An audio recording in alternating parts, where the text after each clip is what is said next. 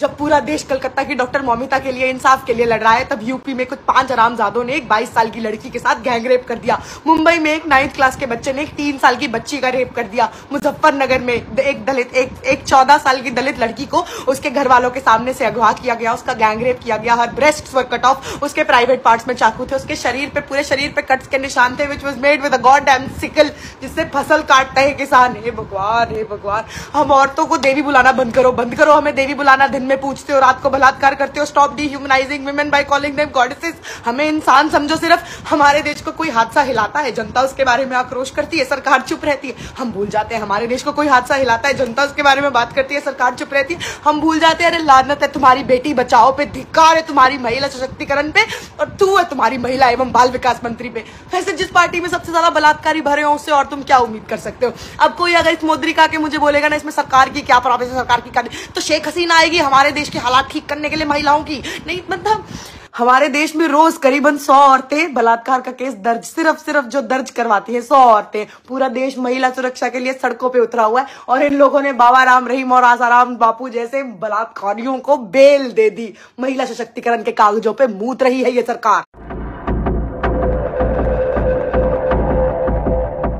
अस्सलामुअलैकुम, हाय social media family, कैसे हैं आप लोग। उम्मीद करते हैं आप लोग खैरियत से होंगे। भारत से एक बहुत ही अफसोसनाक खबर है जो कि आज मैंने सुनी, फिर इसके बारे में थोड़ा रिसर्च किया, फिर मैंने देखा कि असल में मामला क्या था सारा। यकीन कीजिए कि दिल को हिला देने वाला एक ऐसा अफसोसनाक वाक़या पेश आया है इंडिया में, जो कि कोलकाता में हुआ है। वैसे तो आपने देखा ही है कि वहाँ पर हिंदू जो इंतहा पसंद हैं वो क्या कुछ करते रहते हैं मुस्लिम कम्युनिटीज़ के साथ, फिर भी मुसलमान अपने भी हक में आवाज़ नहीं उठाते और वो बेचारे खामोश रहते हैं। लेकिन वहीं पर अगर बात करें एक डॉक्टर की, इंडियन डॉक्टर की, तो खाली एक डॉक्टर ने इस वक्त पूरे उनके मुल्क को हिला कर रख दिया है, और उसके बारे में इतने ज़्यादा मुजाहरे हो रहे हैं और जगह जगह जो है लोग निकल आए हैं। कई तरह के मुजाहरे किए जा रहे हैं, एहतजाज हो रहे हैं वहाँ पर, और इस वक्त पूरा इंडिया जो है वो, मोदी सरकार जो है वो मुसीबत में पड़ चुकी है, क्योंकि जब तक इस मामले का, इस केस का हल नहीं निकलेगा, लोग सुकून से नहीं बैठेंगे। बड़े बूढ़े बच्चे डॉक्टर सभी सड़कों पर निकल आए हैं। ना सिर्फ सड़कों पर निकल आए हैं बल्कि कैंडल्स के साथ एहतजाज कर रहे हैं, तस्वीर के साथ कर रहे हैं, और इवन के जो वहाँ की पुलिस है उनको आंसू गैस जो है उसका इस्तेमाल करना पड़ रहा है आवाम को कंट्रोल करने के लिए। इस वक्त जैसी सिचुएशन बांग्लादेश में थी वैसी सिचुएशन भारत में हो चुकी है। और आपको बताएंगे कि मामला क्या आया है। जी हाँ, वहाँ पर 31 साल कोलकाता के अंदर एक डॉक्टर जो कि अभी ट्रेनिंग में थी, अभी कंप्लीट डॉक्टर नहीं बनी थी, और वो अपनी नाइट शिफ्ट पर जब जॉब कर रही थी, इसी दौरान उनकी आंख लग गई और वो खामोशी से सो गई।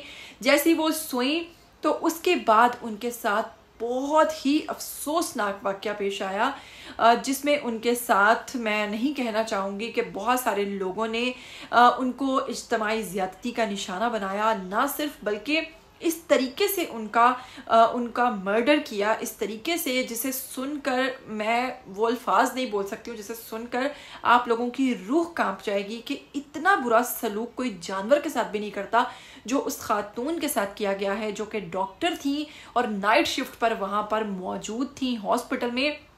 आंख लगने के बाद जब उनके साथ ये काम हुआ और इस सारे मामले में उनको इतना बुरे तरीके से ज़ख्मी किया गया, और इसी बात को लेकर जब हॉस्पिटल वालों ने घर वालों को इत्तला दी तो उन्होंने कहा कि उन्होंने खुदकुशी की है और मामला कुछ भी नहीं है, यानी कि वालिदैन से वो छुपा रहे थे। और पुलिस को जो उन्होंने रिपोर्ट दर्ज करवाई वो भी यही करवाई कि खुदकुशी की है। लेकिन बाद में पेरेंट्स जब वहाँ आए और उन्होंने ये सारा मामला देखा और उनका जब पोस्टमार्टम करवाया गया तो उसमें इस चीज़ के इंकिशाफात हुए कि ये किसी एक शख्स का काम नहीं, ये बल्कि प्रॉपर पूरा गैंग है जिन्होंने ये हरकत की है।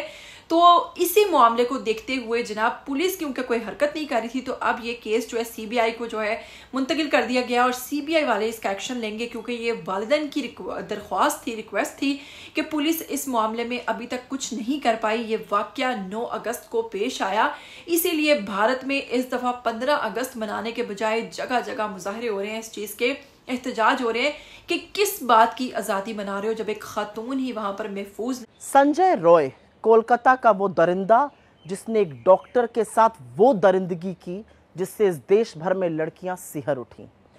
उसको अपने किए पर कोई पछतावा, कोई अफसोस नहीं है। वो कहता है जो सजा देनी है दे दो। संजय नागरिक स्वयंसेवक कर्मचारी था, संविदा पर कार्यरत था। संजय को शराब की बुरी लत थी और हिंसक पौन देखने का वो आदी था। इस वहशी ने 4 शादियां की। पहली 3 पत्नियां छोड़कर चली गईं और चौथी की कैंसर से मौत हो गई। तो संभवतः वो अपनी पत्नियों के साथ भी यही क्रूरता, यही दरिंदगी करता होगा। लेकिन संजय जैसे जानवरों को ये क्यों लगता है कि वो एक औरत के साथ कुछ भी कर सकते हैं? उनको क्यों लगता है कि एक औरत का दमन, एक औरत का शोषण, एक औरत के शरीर को नोचना, उसके साथ जोर जबरदस्ती करना उनका जन्मसिद्ध अधिकार है? हम क्यों नहीं वो नजीर बना पाते हैं जिससे ऐसे लोगों की रूह कांप जाए? औरत किसी भी धर्म, किसी भी जाति, तबके, वर्ग की हो, उसके साथ गलत करने की हिम्मत इन जैसे दरिंदों में आती कहां से है? और गलती सिर्फ रेप की नहीं है। गलती एक लड़की का पीछा करना है, गलती एक लड़की को देखकर सीटी बजाना है, गलती एक लड़की के दुपट्टे को खींच देना है, गलती है सड़क चलती लड़की पर फप्तियां कसना, गलत है मोहब्बत के इजहार को ठुकराने के बाद भी लड़की की नाक में दम करके रखना, गलत है पत्नी से जबरन सेक्स करना, गलत है बेटी को चुप रहने की हिदायत देना, गलत है एक लड़की के साथ हुई ज्यादती के बाद शर्म का सारा बोझ और इज्जत का सारा बोझ उसके सिर पर लाद देना, और औरत जब सवाल उठाए तो उसके चरित्र पर सवाल उठा देना। गलत है दफ्तरों में महिलाओं का कम होना और उनके साथ ऑफिसेज में भेदभाव होना। गलतियां बहुत सारी हैं, पर क्या इस देश में आधी आबादी के खिलाफ गुनाह कभी कम होंगे? क्या इस देश में आधी आबादी को, औरतों को आज़ादी मिलेगी इन वहशियों से, इन दरिंदों से, इन जानवरों से? एक सवाल ये भी है आज। इवन के वहां के डॉक्टर ने कहा कि ये इतनी रात गए वहां पर क्या कर रही थी, तो इस पर भी वहां की जो अवाम है उन्होंने गालियां देते हुए उस डॉक्टर को कहा है कि वो वहां पर ड्यूटी कर रही थी, किसी शॉर्ट स्कर्ट में नहीं थी, ना तो उसने कोई अपने बॉयफ्रेंड के साथ थी, ना उसने कोई ऐसा लिबास पहन रखा था। शर्म करो, तुम लोगों को डूब मरना चाहिए कि तुम लोग एक खातून के बारे में इस किस्म के अल्फाज इस्तेमाल करते हो।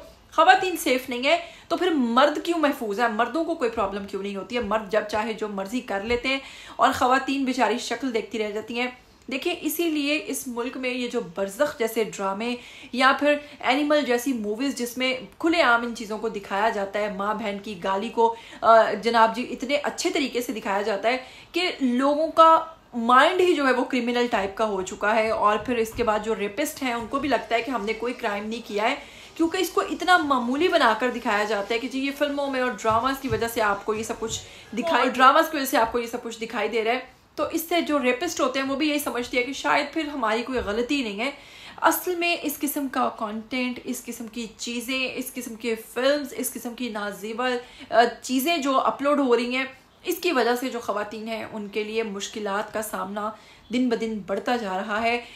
मैंने आज एक वीडियो बनाई। हम ये सिर्फ इंडिया के बारे में नहीं कह सकते, पाकिस्तान की बात करें तो 14 अगस्त को वहाँ पर एक बाकायदा तौर पे खातून को हिरासा किया गया, वो वीडियो भी मैंने बनाई। फिर उसके बाद आपने देखा है कैसे मामलात जो हैं वो पाकिस्तान में भी होते हैं, लेकिन इंडिया की अगर बात करें तो वहाँ पर बहुत ही ज़्यादा इस तरह के मामलात होते हैं। इस मामले से पहले भी इंडिया में एक और इसी तरह का केस हुआ है जब लड़की को रोड के ऊपर फेंक गए हैं। उससे पहले एक नर्स के साथ हुआ है। तो इस किस्म के वाक़यात जो हैं इंडिया में बहुत ज़्यादा बढ़ते जा रहे हैं। मोदी जी अपने मुल्क के बारे में थोड़ा सोचिए, क्योंकि आप जितना ज़्यादा मुसलमानों के ख़िलाफ़ सोचते हैं, अगर उतना आप अपने मुल्क के बारे में सोचेंगे तो आप इस तरह के जो क्राइम है वहाँ पर उसको कम कर पाएंगे। फिर मिलेंगे, तब तक के लिए दीजिएगा इजाज़त। टिल देन टेक केयर, अल्लाह हाफिज़।